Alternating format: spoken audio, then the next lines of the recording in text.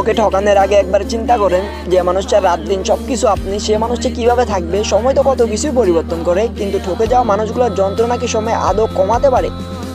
কাউকে যখন নিজের জীবনের সাথে জড়িয়ে রাখতে পারবেন না, তাহলে কেন তার জীবনের সুন্দর সময়গুলো নষ্ট করেন? শুধু সময় নষ্ট করেন না, একটা মানুষের আশা, ভরসা, স্বপ্ন আর বিশ্বাস সব কিছু ভেঙে চুরমার তছনছ করে দিয়ে তার জীবন থেকে চলে যান। জীবনে যদি কাউকে শেষ পর্যন্ত নাই রাখতে পারেন, তবে আপনার কোনো অধিকার নেই তার জীবনটা বেঁচে থেকেও মরার মতো করে ফেলার। যখন ঠকাবেন তখন আপনার চরিত্রে কাউকে খুঁজে নেবেন, অযথা নিষ্পাপ কারো জীবনে ধ্বংসের কারণ হবেন না। মনে রাখবেন, আল্লাহ ছাড় দেয় কিন্তু ছেড়ে দেয় না। কর্মফল দুনিয়ায় আল্লাহ কিছুটা হলেও দেন।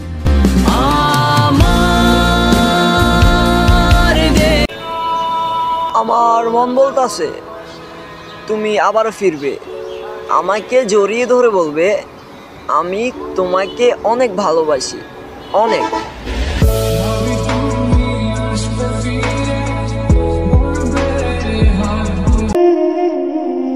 আমি আমার বাবাকে নিয়ে একটা গল্প লিখেছিলাম ও খুব বেশ। লেখা শেষে পড়ে দেখলাম আমার জীবন সাজাতে গিয়ে আমার বাবার জীবন শেষ।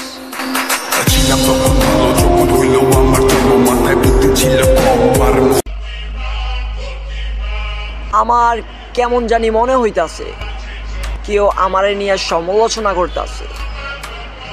আমার আবার এটাও মনে হইতাছে আমার আপন মানুষরাই করতেছে।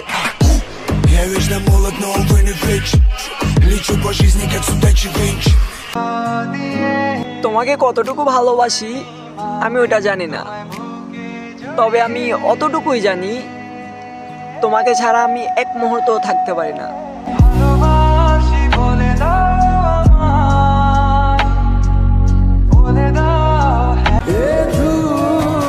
আমারে নিয়ে কেউ স্বপ্ন দেখুক ওইটা আমি চাই না, কারণ আমি যে কষ্ট পাইছি ওইটা যেন আর কেউ না পায়।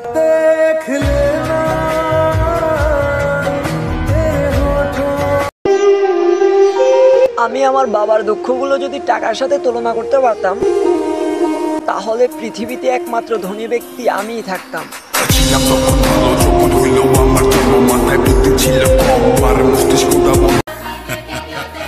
মানুষ কেমনে এত রং বদলায়? আমি আগেও কালো ছিলাম আর এখনো কালো।